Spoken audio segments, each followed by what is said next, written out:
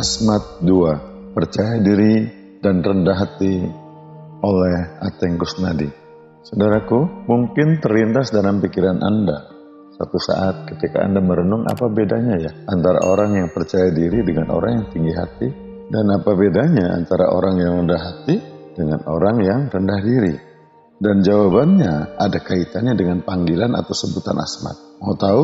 Saya yakin insya Allah Anda mau dan pasti mau banget dan penasaran. Betul nggak? Menyaksikan kehebatan Rasulullah SAW, Nabi Musa alaihissalam maupun Nabi Khidir alaihissalam, mungkin Anda berpikir mengapa mereka dengan segala kehebatan mereka tidak menjadi orang-orang yang sombong. Bayangkan saja, seorang Fir'aun itu lebih hebat dari siapapun yang dianggap pemimpin hebat pada saat itu. Fir'aun adalah hukum, apa yang dia katakan harus dikerjakan, termasuk membunuh bayi-bayi laki-laki yang baru lahir. Dan seluruh kerajaan menggenggam dan mengikuti hukum yang dia tetapkan. Tetapi ternyata seorang Fir'aun berhasil ditaklukkan oleh seorang yang tidak percaya diri, bahkan berbicara saja celat atau cadel, sehingga dia butuh bantuan dari saudaranya, Nabi Harun alaihissalam. Fir'aun dengan segala kebesaran dan kekuasaannya, bahkan dibantu para tukang sihir yang sangat hebat, ternyata akhirnya tersungkur dan tenggelam oleh Nabi Musa dengan tongkatnya. Apakah Nabi Musa alaihissalam menjadi sombong atas kehebatannya? Sedikit sih, makanya dihadirkan episode Nabi Khidir alaihissalam. Pertanyaannya, apakah Nabi Khidir hebat? Bayangkan, dia berani membunuh 2 anak kecil yang sedang bermain. Siapapun pasti beranggapan dia sudah gila, karena bertentangan dengan akal sehat dalam tanda kutip. Anak kecil yang tidak berdosa kok dibunuh? Dia tega merusak perahu orang yang menolongnya. Dia juga aneh dan gila karena membangunkan rumah di desa yang penduduknya tega menolak dia dan Nabi Musa alaihissalam untuk berteduh saat hujan lebat. Dan ternyata Nabi Musa alaihissalam yang tadi dikisahkan begitu hebat melakukan Fir'aun, tunduk di tangan Nabi Khidir alaihissalam, yang bahkan dari kisah itu secara implisit dapat disimpulkan bahwa dia adalah seorang tunawisma alias tidak punya tempat tinggal yang tetap. Dia bepergian kemana Allah subhanahu wa ta'ala mengarahkan langkahnya. Apakah Nabi Khidir alaihissalam menjadi sombong atas kehebatannya menaklukkan Nabi Musa yang tadi dikisahkan begitu hebat menaklukkan Fir'aun? Tidak, dia begitu bersahaja. Mengapa bisa terjadi demikian? Kita tak pernah mendengarnya rendah diri, seperti kita juga tidak pernah mendengarnya tinggi hati. Itulah rahasia Asmat. Apa sih Asmat? Semoga Anda mulai paham makna Asmat. Namun alhamdulillah, bila Anda semakin bingung juga karenanya. Yang penting, Anda menjaga rasa penasaran Anda untuk mengikuti uraian saya selanjutnya. Ribuan tahun kemudian, hadirlah Muhammad Rasulullah SAW. Beliau adalah insan terbaik yang pernah lahir di muka bumi ini. Bagaimana kondisi saat itu? Para pembesar Quraisy begitu dikdaya, dan mereka bersepakat untuk menolak ajaran yang dibawa oleh Rasulullah SAW. Mereka tak segan untuk membunuh, menyiksa, serta memboikot Rasulullah dan para pengikut. Dan keputusan akhir bahwa Muhammad SAW harus dibunuh, kemudian rumah Rasulullah sudah dikepung, tinggal menunggu waktu. Namun berhasilkah? Ternyata gagal total. Rasulullah SAW lolos dan berhasil mencapai Yatsrib atau kota Madinah sekarang, dan membangun kekuatan di kota yang berjuluk Madinatul Munawwarah tersebut. Peristiwa Hudaybiyah masih menunjukkan kepongahan para kafir Quraisy yang tidak mengizinkan Rasulullah SAW dan para pengikutnya menginjak kota Mekah, kampung halaman beliau sendiri. Tapi tahun berikutnya, Fathul Mekah adalah kehebatan Rasulullah SAW. Tanpa pedang, tanpa darah tertumpah, Mekah berhasil ditaklukkan. Kehebatan sebuah kelembutan dan kebijaksanaan. Kehebatan kejerasan langit dan langkah strategis bumi. Apakah dengan kehebatan itu kita pernah mendengar kesombongan Rasulullah SAW? Tidak pernah, bukan? Beliau seorang yang sangat percaya diri sekaligus rendah hati. Bagaimana itu terjadi? Bila selama ini saya menyampaikan alasan-alasan ilmiah di balik percaya diri, tinggi hati, dan rendah diri, maka kali ini izinkan saya menyampaikan bahwa rahasia dari Nabi Musa alaihissalam, Nabi Khidir alaihissalam, dan Rasulullah SAW adalah Asmat.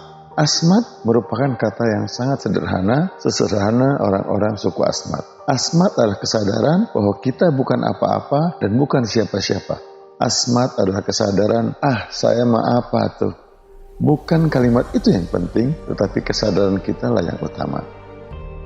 Nabi Musa alaihissalam sangat sadar bahwa beliau bisa menaklukkan Fir'aun bukan karena kehebatan dirinya, melainkan karena kudrat dan iradat Allah, karena ketentuan dan kehendak Allah Subhanahu wa Ta'ala. Tongkat Nabi Musa bisa menjadi sakti, bisa mengeluarkan cahaya, bisa menjadi ular besar yang mengalahkan dan makan ular-ular buatan tukang sihir Fir'aun, dan bisa membuat laut merah terbelah dan menenggelamkan Fir'aun dan pasukannya. Beliau sadar bahwa diri beliau bukan apa-apa, bukan siapa-siapa. Kalau bisa bahasa Sunda, mungkin beliau akan bilang, Asmat, saya mau apa tuh. Kehebatan beliau menurut orang lain tidak akan terjadi kalau Allah Subhanahu wa Ta'ala tidak menghendaki kehebatan itu terjadi. Nabi Khidir alaihissalam sadar bahwa beliau bisa melakukan semua tindakannya yang aneh itu bukan karena mencari-cari keanehan dan bukan keinginan untuk tampil beda. Tapi beliau menjadikan dirinya berada di dalam genggaman Allah Subhanahu wa Ta'ala yang menuntun beliau mengajari Nabi Musa alaihissalam.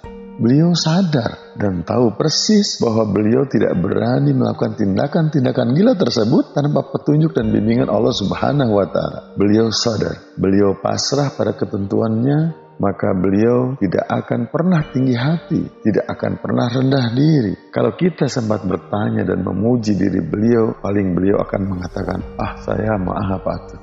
Nah, seorang radikator harus menyadari hal ini. Dia harus sadar bahwa dirinya bukan seorang yang hebat, tapi justru dia sadar segala kekurangan dirinya. Dan segala kekurangan dirinya itu akan menjadi kekuatan dahsyat karena dia pasrah di dalam genggaman Allah Subhanahu wa Ta'ala yang maha kaya, yang maha kuasa, yang maha mengetahui, yang maha berbuat, yang maha berkehendak. Semakin tinggi hati, semakin lenyap kemampuannya. Kesombongan akan memasukkannya ke dalam neraka dunia, neraka akhirat. Inilah kunci rahasianya. Tundukkan dan rendahkan diri kita, hati kita di hadapan Allah yang maha tinggi.